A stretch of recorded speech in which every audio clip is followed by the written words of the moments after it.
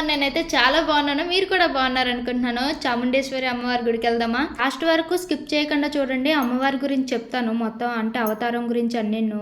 So first అయితే మేము ఇక్కడ నుంచి బయలుదేరేసరికి మాకు 7 అయిపోయింది. సో ఎందుకే ఎండ బాగా కొట్టిందనమాట. ఇక్కడ నుంచి ఎన్ని కిలోమీటర్లు తెలుసా? 113 కిలోమీటర్లు నడుము పట్టేసింది అసలు. అండ్ తర్వాత ఇంటి దగ్గర తలస్నానం చేసాక తలలోకి వచ్చేదని హెయిర్ వదిలేసాను, స్టైల్ అనుకోకండి.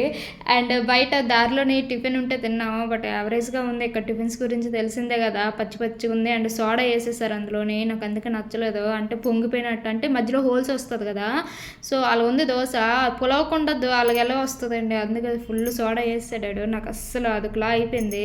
ఇంకా మధ్యలోని టీ తాగడానికి ఆగాము, ఎందుకంటే అప్పటికే ఉదయం ఆ దోశకే ఇంకా నా పని అయిపోయింది అనమాట. సో మంచిగా టీ వేసాను, అది మాత్రం బాగుంది బాగా. బయట ఇంకేదో పిల్లలు ఆడుకునేది చూసి ఇంకా మనం ఆగుతామా, మా ఆయన నీ ఇలాంటిదని తీసుకొచ్చే కానీ చిన్నపిల్లలు ఆడించుకోవడం బెటర్ అన్నారు. మరి ఏం చేస్తాం, బయటకు వెళ్ళిన తర్వాత ఇలాంటివి ఖచ్చితంగా ఉండాలి. సో ఇది చెరుకు తోటలో చూసారా పైన, ఇలాంటివి ఎప్పుడైనా చూసారు చెరుకు తోటకి? మీరు చూస్తే కామెంట్ చేయండి. అండ్ తర్వాత రాజుగారు హాయ్ చెప్పారు, మేము హాయ్ చెప్పేసి వెళ్ళిపోయాము. అండ్ ఇదైతే చాముండేశ్వరి అమ్మవారి ఆర్చ్ అండి, ఎంట్రన్స్. బట్ నేను బెంగళూరు అంటారు కానీ అందరూ బెంగళూరు కన్నా బాగుండేది ఏంటంటే మైసూరే. ఎంత న్యాచురల్గా ఎంత చెట్లు ఉంటాయంటే భలే ఉంటుంది, ఫుల్ గ్రీనరీ ఉంటుంది. నాకు ఎంత ఇష్టమో. కాకపోతే ఇక్కడ మొత్తం కర్వ్స్లో ఉంటుంది. అంటే కొండ మీద ఉన్నారంట చాముండేశ్వరి అమ్మవారు. సో కొండ మొత్తం తిరిగేసరికి డ్రైవ్ చేసిన వాళ్ళకి మామూలుగా ఉండదు, కానీ మామూలుగా వెనకాతలు కూర్చున్న వాళ్ళకి మాత్రం మంచిగా ఎంటర్టైన్మెంట్ ఉంటుంది. అండ్ నాకైతే బాగా టైంపాస్ అయిపోయింది. అంటే ఫస్ట్లో కదా, సో అందుకనే చూసారా వ్యూ, చూసారా ఆ కొండపై నుంచి అవతలకి ఎంత బాగా కనిపించిందో అసలు. ఫోన్లోనే ఎంత బాగా కనిపిస్తుందంటే లైవ్లో ఎంత ఎంజాయ్ చేసి ఉంటామో. అండ్ కొంత దూరం తర్వాత మధ్యలోనే బైక్ పెట్టేసాము, అక్కడి నుంచి నడిచి వెళ్ళిపోదామని. అంటే ట్రాఫిక్ ఎక్కువ ఉందనమాట. ఎండ అయితే ఫుల్గా కొట్టింది, తల నొప్పి వచ్చేసింది ఆ ఎండకి, మామూలు కాదు. ఇంకా స్కార్ఫ్ అది వేసుకొని వెళ్ళాము లోపలికి. అండ్ ఎంట్రన్స్లోనైతే ఇలా ఉంటుంది ఒక విగ్రహం లాంటిది. అండ్ గుడి చూసారా గోపురం ఎంత బాగుందో. అండ్ ఇవి పళ్ళు కాయలు కొడతాం కదా మన వైపు, అలాగే ఇక్కడ ఈ 2 కొబ్బరికాయలు పళ్ళు పట్టుకెళ్తారనమాట. సో అండ్ గోపురం అయితే చాలా నచ్చింది నాకు.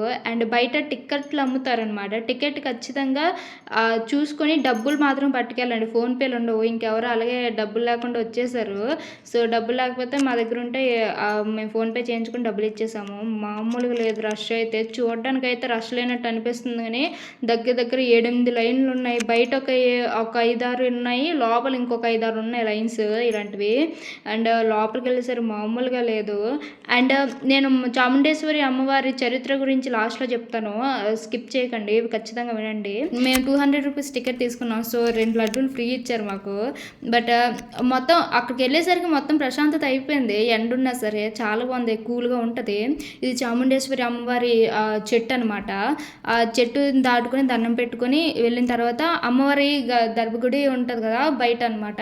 అండ్ ఈవిడ చూసారు చాముండేశ్వరి అమ్మవారు ఎంత బాగున్నారో, నాకైతే చూడగానే కళ్ళు అలా ఉండిపోయినాయి, అస్సలు కళ్ళు ఆర్పలేదు, ఎంత బాగుంది కదా.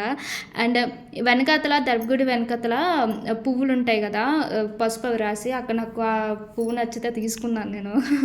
అండ్ చాలా నచ్చింది. అండ్ చాలామంది అంటారు కదా వెనకాతల దండం పెట్టకూడదు ప్రదక్షిణాలు చేసినప్పుడు గట్ట అంటారు, ఎందుకో కామెంట్ చేయండి, నాకు తెలియదు. కొన్ని ఇద్దరులా వెళ్తే మాత్రం మామూలు బైక్ మీద వెళ్ళిపోండి, ఫ్యామిలీతో వెళ్తే మాత్రం కారు ఉంటే కార్తో రండి, లేకపోతే ఏదైనా బుక్ చేసుకుని వెళ్ళండి. లేకపోతే ఫ్యామిలీతో చిన్నపిల్లలతో అటు వెళ్తే ఇబ్బంది పడతారు. ఆ రోజు ఇంకా తక్కువ రష్ ఉంది కాబట్టి సరిపోయింది, కానీ లేకపోతే ఇబ్బంది పడిపోయే వాళ్ళమే. నాకు ఇచ్చిన లడ్డుని ఇంకా ప్రసాదం తినేసి ప్రశాంతంగా బయటకు వచ్చేసాము. బట్ కానీ అంత జర్నీ చేసేసరికి నా లిప్స్ చూడండి ఎలా అయిపోయినాయో, అంటే మొత్తం చల్లగా ఉండేసరికి పగిలిపోయినాయి. ఇంకాసేపుంటే బ్లడ్ వచ్చేసేది, అంత పెయిన్ వచ్చింది. అండ్ బయటకు వచ్చేసిన తర్వాత చూసారా గోపురం ఎంత బాగుందో. గుడి అక్కడ నుంచి వ్యూ అయితే చాలా నచ్చింది నాకు.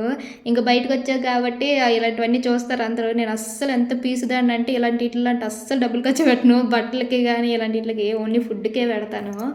అండ్ చాముండేశ్వరి అమ్మవారి గురించి చెప్తాను అన్నాను కదా, అమ్మవారు అయితే సతీదేవిలోని ఒక పార్ట్ అండి. అప్పుడు 18 పార్ట్స్ అయ్యారని చెప్తారు కదా ఎప్పుడున్న అమ్మవారు. అమ్మవారు.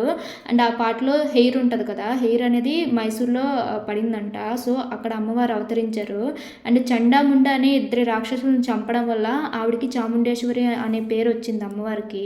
అమ్మవారి గుడిని డెవలప్ చేసింది అయితే మైసూర్ రాజులంట. అండ్ ఆ అమ్మవారికి నగలు కానీ ఆభరణాలు కానీ అప్పట్లోనే చాలా సమర్పించారంట. అండ్ అమ్మవారి నగల్లోని ఒక చిన్న పూసతోని మొత్తం మైసూర్ని 2 సార్లు కొనొచ్చంట. అంత వాల్యుబుల్ అంట నగలు అనేవి. ప్రతి దసరాకి చాలా అంటే చాలా ఘనంగా చేస్తారు అమ్మవారి పండగ మాత్రం.